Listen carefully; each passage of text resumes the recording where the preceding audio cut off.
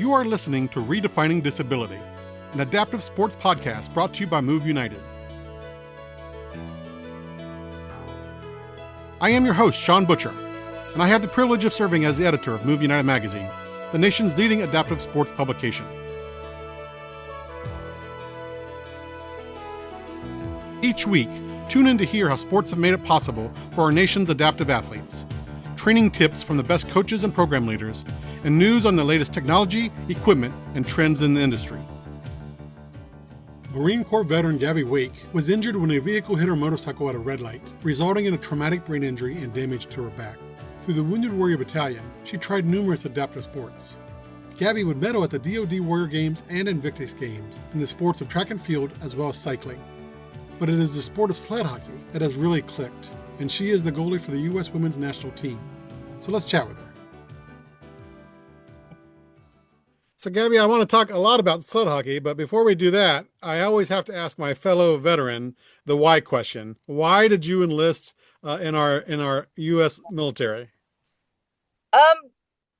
So I've answered this question a lot, and the answer changes ever so slightly each time, but the core reason remains the same. You know, when I was younger, I was introduced to aviation and spacecraft and all of that. And I said, I want to be a pilot. I want to be an astronaut. And when I think of some of the most iconic astronauts, they were Marines, like John Glenn, right? Yep. Marine Corps. So as I'm graduating high school, I'm like, you know what? I'm going to go to college. I'm going to do the Air Force. I let a Marine Corps recruiter who came to my high school talk to me and say, hey, you know what? Marine Corps is a pretty awesome branch. We fly air, land, and sea missions. We fly off carriers. We've got rotary, tilt rotor, fixed wing. You'll get to fly way more than you could ever fly in the Air Force or any other branch. Not only that, but we're the only branch that if you get a flight contract, you're actually guaranteed to be in the pilot seat. The other branches can't do the same. And then the other recruiter was like, but here's a catch. You're a female. You should go enlisted and be a Mustang, and then you'll have a lot of respect. And I was like, you're talking to this cocky high school, I feel like I'm super cool, strong female. And so I was like, sign me up. And that kind of started the journey. But, as long as I can remember, I did martial arts. It's got a very disciplined, ritualistic military style. And so the military obviously felt like a continuation of that. And I could serve in a different way instead of just serving my Taekwondo students. So that's the why, as chaotic as it is. Well, I was Army, but I wanted to be an astronaut and a pilot too, but my eyesight didn't allow that. So then I had to choose another option. So my eyesight chose away that occupation for me, or didn't give me that option. So I totally understand wanting to be one of those too. So. And then how long were you in the Marine Corps before your accident? So I was on active duty for 4 years before I got ran over. Yeah. And where were your duty stations, during that 4 years time period? Camp Lejeune. And then I was at Nimitzi, which is now renamed. But it's annex of Naval Air Station Oceana called Damneck. Okay. Yeah. Yeah. And we obviously mentioned the accident. I know that you were essentially rear-ended, and so how did that impact you in terms of your rehabilitation? How long did it take you to recover? I think recovery is constant. The biggest portion of it happened in the first year and a half, and then things plateaued. But I'm always looking for ways to get a little better, maybe find a better way to control some of the pain, maybe physical fitness, mental fitness sort of stuff. So I'm going to say it's continuous, it's ongoing, and sled hockey is, a big part of that picture for me.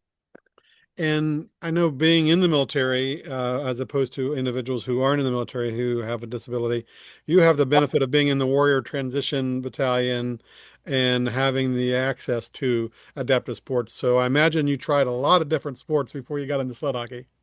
I did, yeah. So That's the cool thing about the military, is each branch kind of has their own recovery unit. So the Marine Corps has Wounded Warrior Regiment, which I fell under Wounded Warrior Battalion East out of Lejeune. And they basically are like, hey, you guys think you were superheroes. You were running towards the sound of danger like maniacs.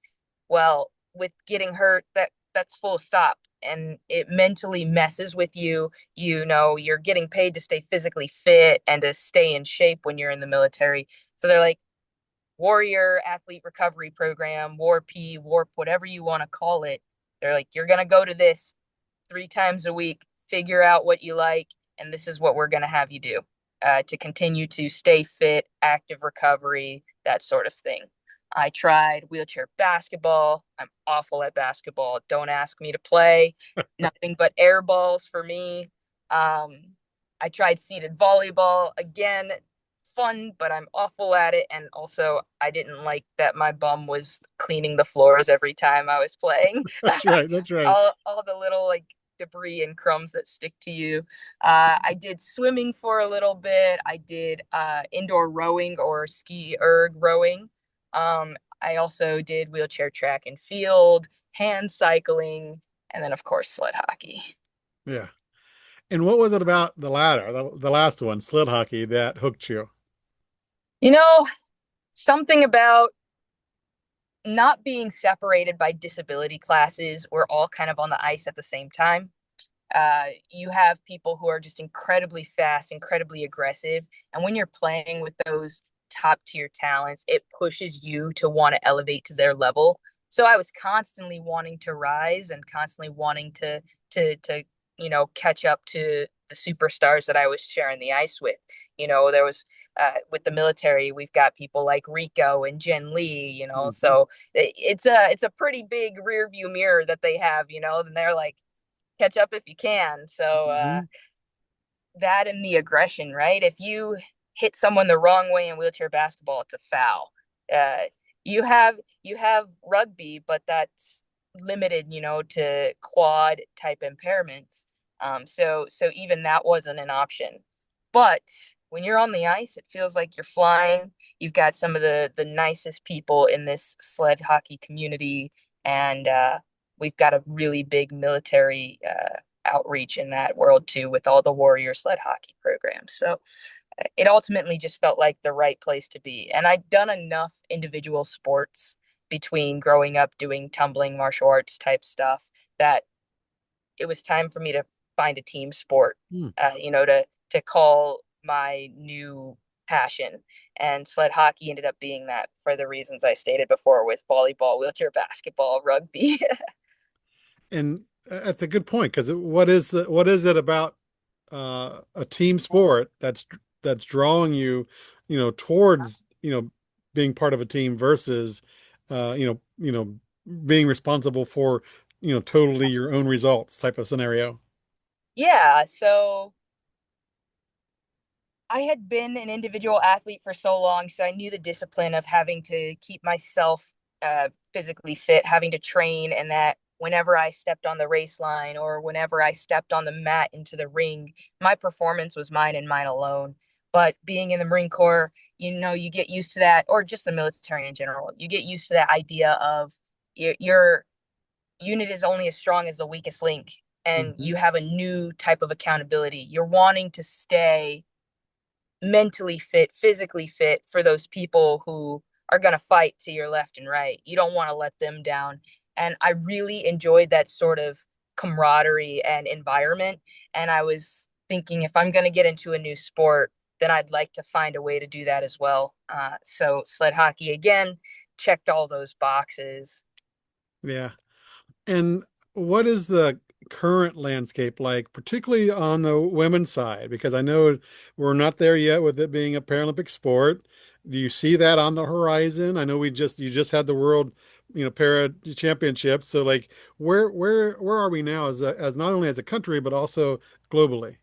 Well, as a country, sled hockey is growing rapidly. We have a very deep talent pool on the men's side, and the women's depth is catching up.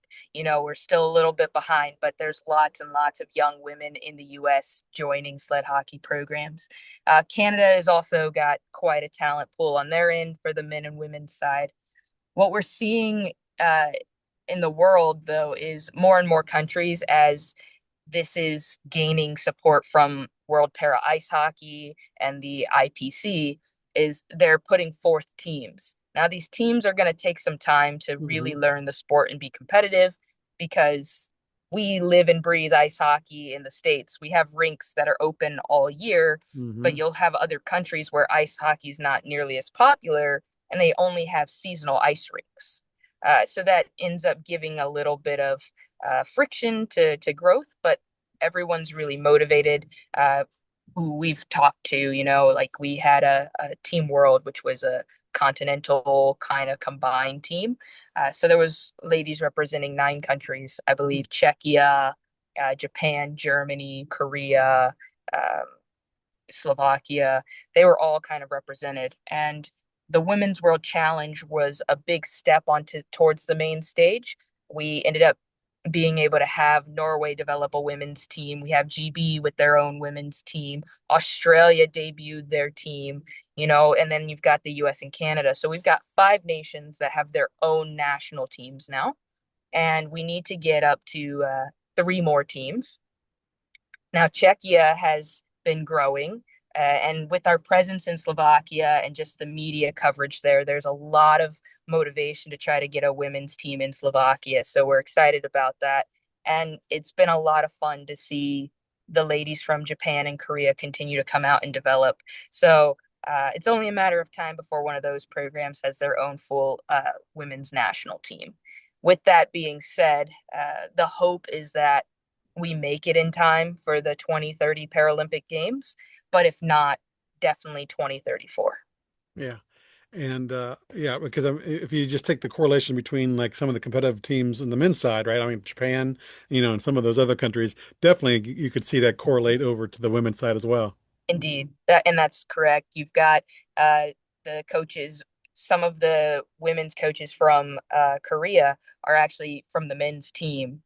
Same thing, Slovakia. You have some of the men's national team players that are mentoring the ladies who are representing Slovakia right now. And Czechia, that team is also, spearheaded and coached and mentored by members from the men's team.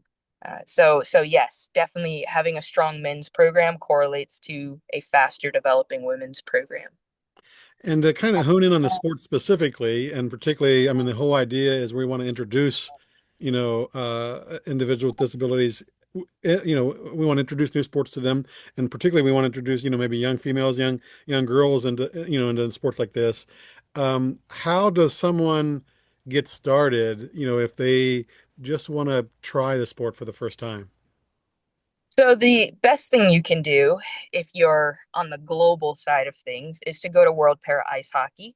They have a contact us link, and then they will help you get in touch with your national governing body and help you find a team to start participating in. If you're in the US and Canada, 9 times out of 10, if you have an NHL team in your state, there's a sled hockey counterpart. So, for instance, San Jose Sharks or the Mm-hmm. Chicago Blackhawks, there's a team that has some sort of affiliation. So that's another good pathway. But you can never go wrong by just typing in sled hockey and then whatever city or state you're in, and you should be able to get links. USA Hockey also has a great link. You can go to USA Mm-hmm. Hockey, hit disabled hockey, sled hockey programs. That's another good way. So there's multiple resources. You just honestly have to hit up Dr. Google. And what what do you tell potential? I know I know that you're active in terms of wanting to grow the sport. So what do you tell a person who hasn't tried the sport? What in terms of how to prepare for it, how to get involved in it? The thing I say is if you're looking for something that's intense, high speed, and makes you feel like you're flying, uh, try sled hockey. You know, I hate to say it this way, so if I upset anyone, I apologize. But when I play other sports, I remember that I'm playing an adaptive sport and that it's, disabled, you name it. But when I'm playing sled hockey, I don't feel like that. Hmm. I feel like I'm out there playing ice hockey at the highest level, hoping to keep goals out of the net because I'm a goalie, Mm-hmm. and just watching my team go to battle, get smashed on the boards, chase down that puck, and then try to carry it back to the other zone. Yeah, and that's what's unique. All of the rules are exactly the same between able body hockey and sled hockey. We just add one more rule to accommodate for the sled when we check. There's no teeing. Right. You must hit body to body instead of frame to frame. That's like the most significant difference. But the net size, the rink size, all of that's the same. We're not separated by disability classes, so everyone's on the ice at the same time, and you kind of can just forget about all of that. We're not fragile out there. We're out there putting bodies to the boards and Mm-hmm. and battling for our team.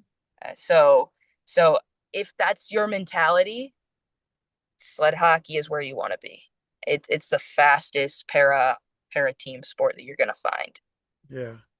And I wanted to, you mentioned that you were a goalie, and I wanted to talk a little bit about that. But before we do, what are some of the things that a person needs in order to be able to play the sport? Either whether it's obviously, let's start with equipment from the equipment side first. Yeah, so sled hockey I think is actually maybe one of the least expensive adaptive sports to get into as far as equipment goes. You'll have a lot of the clubs that you play with. Um, they actually have team equipment that you can use and that they'll loan out. And then as you start figuring out what equipment you like and how things fit you, you can go for those custom sled options, Mm-hmm. custom hockey sticks, you name it. And then, of course, it gets more expensive. But even then, you go for a custom sled, you're probably spending 2,500 or less for it versus like a custom wheelchair basketball chair. Mm-hmm. Then it's quite a bit more expensive that way. So, despite all of the equipment, lots of us have old gear that we donate. You can, use loaner gear from the team that you're wanting to be associated with. So I wouldn't stress out about that. Just bring some shoes that are comfortable, closed-toed, and then plan to put on some sweaty gear and hit the ice. And what are the basics in terms of equipment? Obviously, you need a helmet or Yeah. headgear. What kind of padding? Where do you typically need or suggest people, use, place padding in terms of when they're on the ice? Yeah, so I would say you put on your helmet, gloves, shin guards. We wear skate boots with the skate blade system cut off of them. Most of us do anyway. Then you want to wear some sort of chest protection, elbow protection. Outside of those main pieces of equipment, you have the sled, of course, and then two hockey sticks. Hmm. Unless you're a goalie, then you've got one stick and a glove. And I'm glad let's talk about being a goalie because I'd love to hear just from your perspective of playing that position for a while. What is it like being in that position in that role? Well, um, that's a hard question to answer.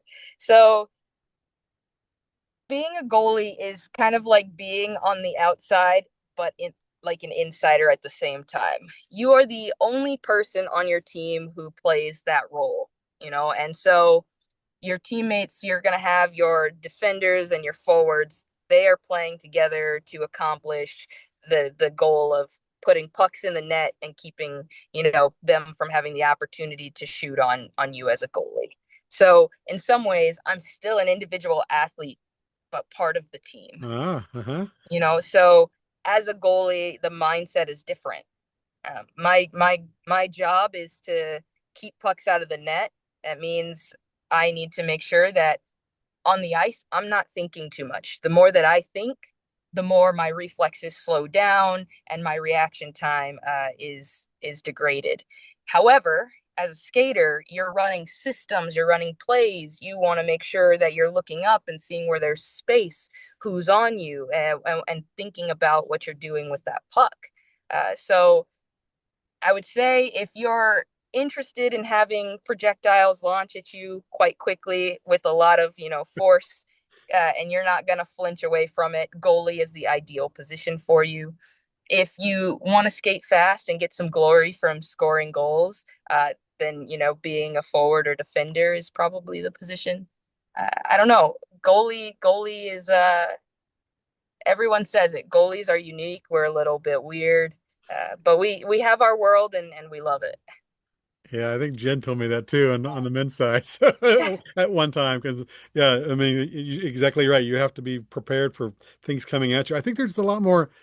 I love that you mentioned the glory because it's like you're right. If you score a point, you get a lot of glory. But how do goalies get the same level of glory by preventing goals from coming into the puck, or pucks coming into the net?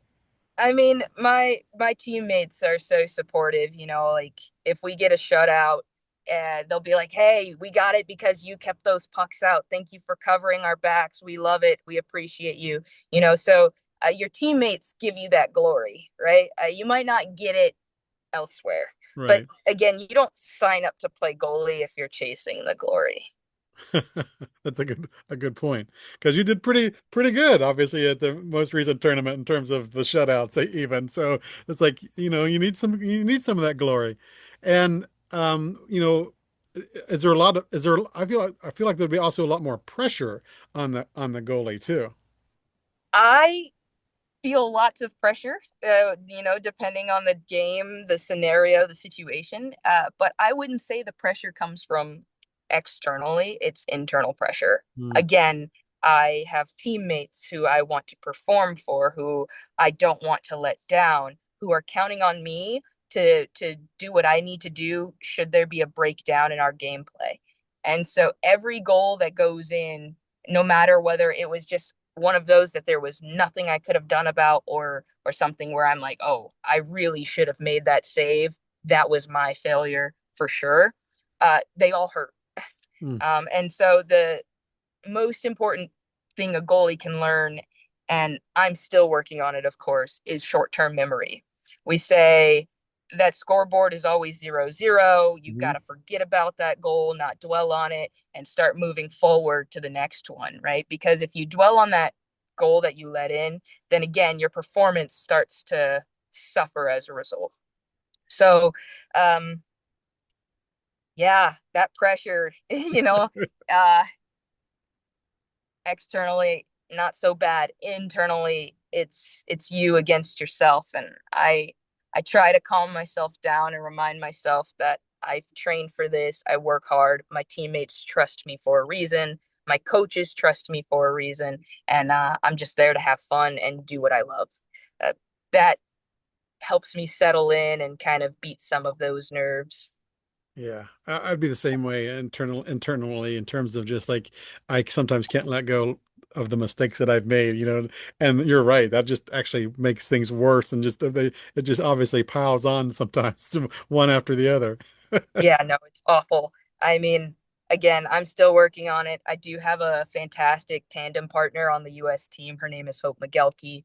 She's a fantastic goalie in her own right. So, if I'm having an off time, I know that she can pick up my slack and she'll cover for me.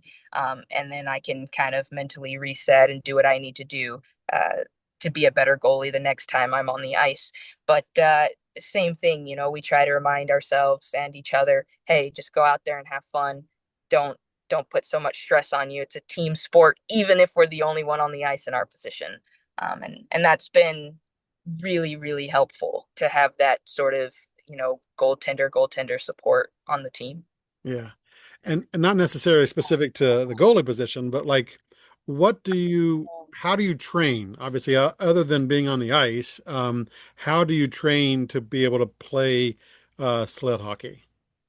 Yeah, so when we train for sled hockey, we try to train on the ice and then do off ice training individually. So on the ice, we're gonna go to team practices, we'll go to stick and puck sessions, those sort of things. We're gonna work on stick handling, Again, sled hockey, you use two sticks. So you want to be proficient with both the left and the right hand. If Mm-hmm. you're only shooting with your right hand, only passing with your right hand, you're kind of limiting yourself. You're only 50% proficient at that point, right? So you got Mm-hmm. to get the other half to keep up. So that's what a lot of the skaters are going to do. They're going to also want to work on their edge work, turning left and right, because again, you don't want to just be one-sided. So skaters will do that. And then off the ice, you're going to want to work on those shoulders, upper body strength, core strength for speed and stability reasons. Mm-hmm. As a goalie, I work with a private goalie coach. His name is Hiroki, and he's fantastic. We will run through lots and lots of shooting scenarios. I will work on movement drills, how I want to square up to the puck. He might target the same area over and over again, to try to make sure that I'm finding a way to get the puck, get in front of the puck and keep it out of the net. And then off the ice again, upper body, core strength, those sort of things all come into play. The difference, though, is I'm working my drills to have automatic reaction without thought, and the skaters are working on their drills to be proficient so that they can get a pass or shoot, or even turn and move and evade and escape on the ice, so that they're an option for their teammates. So in a sense, you have to be, like ambidextrous because like I'm left-handed and I can't do a lot with my right hand. So it's like, but in sled hockey, as opposed to maybe some other sports, you have to be able to, use your non-dominant hand to, Indeed. and because I tend to turn left and everything's like kind of left focused. So you got to be able to be, the opposite as well. Correct. Okay. And then, in terms of, honing it in on the local level, you talked a little bit about, that there's, if you have an NHL team in your area, what's like the tournament side? Like if you're not quite at the Team USA level or the national level, like how do you play club? What's the club level look like? So just like able body hockey or even any other sports, we have leagues. So we have the Northeast Sled Hockey League where the Philly Hammerheads play, and they usually associate or affiliate with the Philadelphia Flyers, whenever we're looking for an NHL counterpart. Hmm. And so in the Northeast Sled Hockey League, you'll have teams like NEP or Pittsburgh. You'll have the team from Connecticut, the Wolfpack. We have the Midwest Sled Hockey League, which is one of the more competitive leagues. Hmm. They have Detroit and Chicago and St. Louis and a couple other teams in that league. Outside of that, there's the Pacific Sled Hockey League. That's your LA, San Diego, Arizona, Las Vegas. I can keep going, Yeah. right? So you have these leagues, and you'll play games against the teams in your leagues. Then we have Sled Nationals, which is formerly called D-Fest or Disabled Festival. Right. Um, so that's also an option, and that one's hosted by USA Hockey. And there you're going to play teams of a similar tier, um, maybe not from your league, so it gives you different exposure to other programs. Mm. And then outside of that, we have the USA Hockey NHL Sled Classic, and that's all the teams who are affiliated with a sled hockey program, and NHL program come, and we play representing that team on the sled hockey side. So again, not necessarily in your league, but in your tier. So like your skill level tier, and then you can play that way. So there are lots of options. And then let's say you don't even want to travel, you don't want to actually play competitively, you just want to get on the ice and have a good time with good people. There's the recreational practice and teams where you just come out, and then maybe at your club teams practice there will be scrimmages and just fun kind of environment. Yeah. Which is nice. It gives you that option too, right? You don't have to play competitively. You can just go out and have fun, be on the ice. And then even competitively, you can either play just in the league where it's more regionalized, or if you have, or the travel opportunity also exists. So there's really a wide gamut for, depending on what the interest of the individual is. Exactly. And several of those, locally based teams I know are affiliated with Moving United member organizations. I know that, like GLASA and NEP, several of those are Moving United member organizations as well. So there's a connection to Yes. our network. Yeah. And what team do you play for at a club level? Well, let's see. That's a little complicated. So I've been going to college in New Jersey. So I've been with the Philadelphia Hammerheads program for the last 4 years. They're a wonderful team, and I've definitely enjoyed getting to travel all through the Northeast, sharing the ice with them. I am originally from Arizona, so the Arizona Coyote sled program has been, my main team for quite some time. At least before going to college. Uh, and then outside of that, if there's a tournament going on that doesn't overlap with either Philly or Arizona, and they're like, hey, we need a goalie, or would you be willing to come play? Then I will fill in as necessary. So I have put on a Vegas Golden Knights jersey. I've been, I've helped out uh, a team in Detroit. I'm in contact with San Diego. That's actually the team I started on originally, was Oh, the San yeah. Diego Ducks program, Hmm.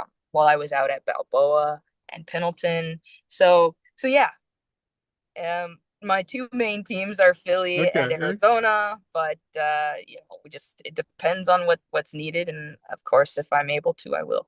So Gabby's like, have sled, will travel, huh?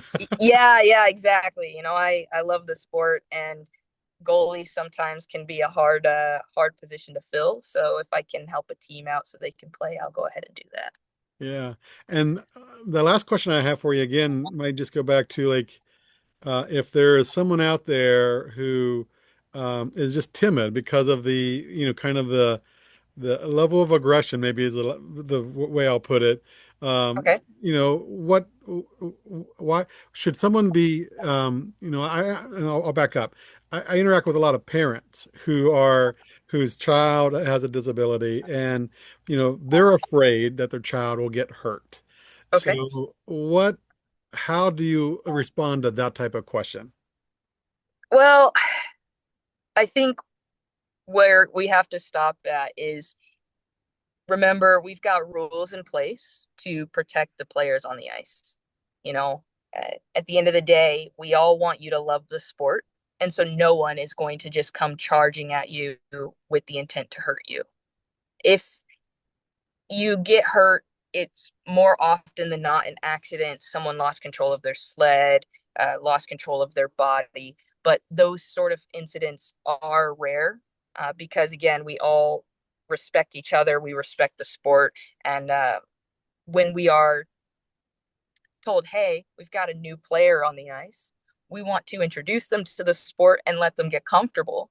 And you kind of take it at your level. If you want to immediately get out there and be aggressive in a hard charger, you're more than welcome to do that. If you want to say, hey, I'd like to wear a penny or a helmet cover to let you know that I'm not interested in being checked Hmm. or having body contact, then we respect that. And no one's going to then check you or make physical contact. So there are, policies in place to help that. And when you're ready to take off the training wheels, we're ready to play with you, at the level that you want. So between that and the gear that we wear, hockey is a very safe sport. We wear neck guards, the elbow, the chest, the helmets, the shin guards, the boots. There's really no exposed skin in the sport that you should be concerned about. Yeah. And I know there are probably, and definitely some younger athletes that look up to you. Are you on any platforms, or how do people kind of either follow you or connect with you? Well, you're asking me the hard hitting questions today. So the honest answer is I do have an Instagram, and that Instagram handle is motorcycles3. The other part of that, though, is I haven't posted on social media since probably 2018, Ah, 2019. okay. So I don't have the most active social media presence. And that's But okay. And that's okay, yeah, right? yeah, but I'm always, but that's the thing. If someone wants to add me, I will go ahead and accept the ad. If they reach out and want to DM me and message me, I'm very responsive. I just don't necessarily share my life publicly on social media anymore. But those who know me, they know that I'll pull up their phone with text pictures or something. If someone asks a question, I will send them a photo to help them out, if they want to see something or if they're genuinely interested in what I'm up to. So that's my caveat. My social media is on Instagram at motorcycles3. I will add you. You message me, I will respond. But don't expect to see me doing live streams or posting on my own. Yeah, you're not doing daily updates or overly active on those streams and there are those platforms. I get it. It's a lot to Yeah. manage and a lot to keep up with. Well, thank you so much, Gabby. I appreciate it. Yeah, no problem. Thank you. This was fun.